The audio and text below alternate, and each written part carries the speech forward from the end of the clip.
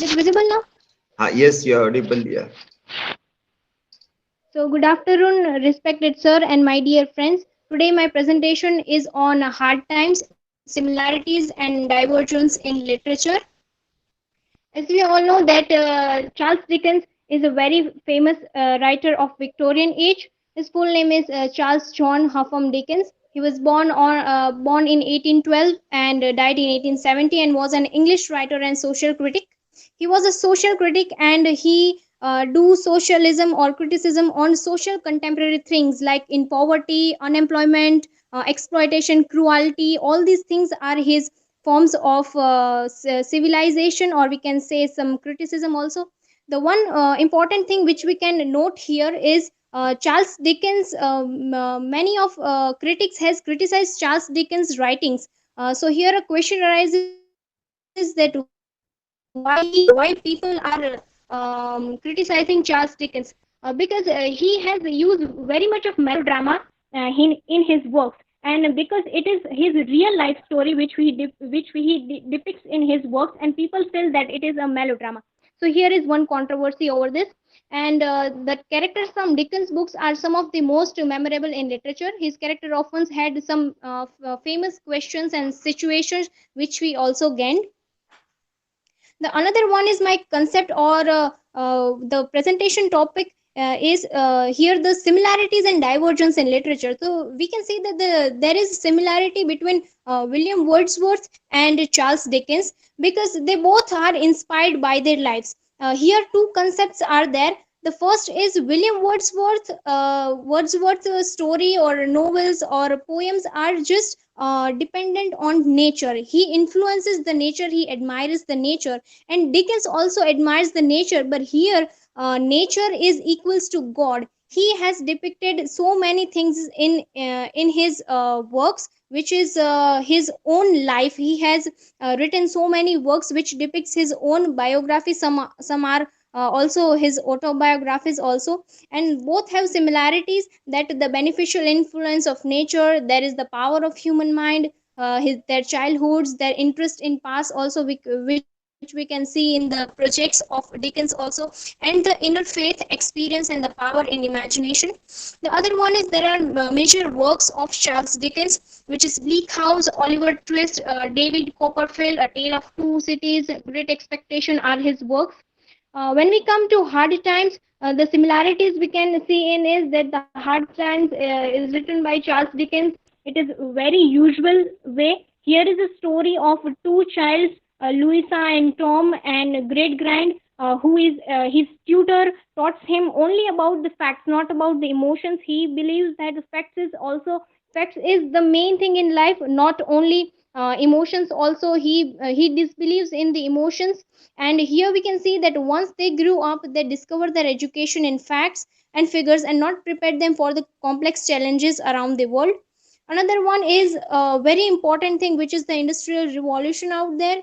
Industrial revolution started in 18th century in Britain, and when industrial revolution arises, people of that villages or that time feels that there is now a change, there is a change. But the main thing is the change occurs, but they were feeling that the change is in a positive way. But the same thing, the change begins in a negative way, because in industrial revolution the industry are explored, the villages are going to be the city. But in city also they faces unemployment, and the people working in the factory, they believe that after industrial revolution we will have some more jobs, or we will have some more opportunities to grind ourselves. But here the same diverse things happen in this, and by presenting the pain of working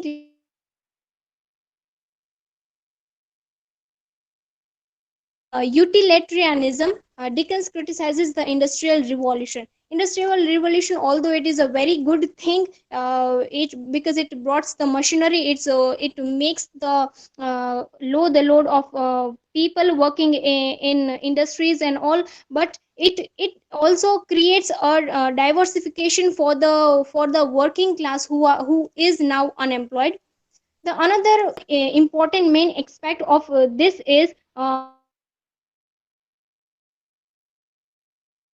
picture depicts that there is the fact And the another is there is also how facts and imagination works. The same we can say that if we are doing the presentation, what is presentation in our mind and what presentation we do. So there is both difference between both of them. This is the picture of an iceberg, and the underwater iceberg is the imagination, is what we think, and the upper one is the fact. So here it is not important that the life goes on fact. Not only the facts are important, but also imagination is also important. The second picture also depicts the same thing. Here we what we see that how much the castle is and what we just do. The another thing we can also depict in this is the movie's adaptation.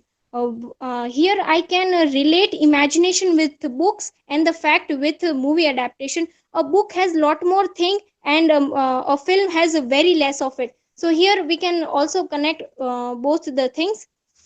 The another one is facts can rely upon only one thing, and imagination is all of above. And William Wordsworth, here as I mentioned above, that William Wordsworth works with the imagination, and Dickens works with his fact of his own life.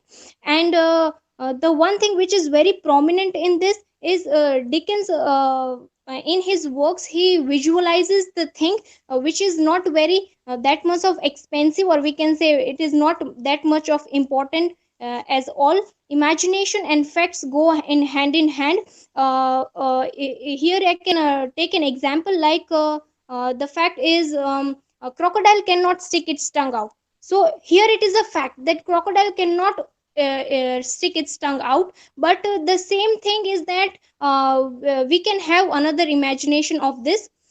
Here is the distinguish between facts and imagination, that facts are the information that to be considered true. Facts is the main thing which we can work upon, and imagination is a fiction which is based on one's imagination. As I had already mentioned an example that crocodile cannot stick its tongue out. Here what is the evidence? We can see that it is reality, it is the main information given this. And the reference of imagination is imagination cannot be verified by evidence. Here the another example, if our mind is very powerful according with imaginations and facts. In my mind, I can if I'm not liking a person, I can kill that person in my mind. So here imagination works, I can kill that person in my mind. But in reality also, I it is a crime of killing a person. But there is something connected between imagination and reality. I can kill a person in reality also, but it is a crime, I will not do that. But in my mind I will kill someone. If I don't like you, I will kill you. Then this is the work which is connected between imagination and reality, and there is also a fact to rely upon it. In facts also, it is references of textbook, news reporting, and biographies. In imagination also, it is referred with novels, plays, and short stories.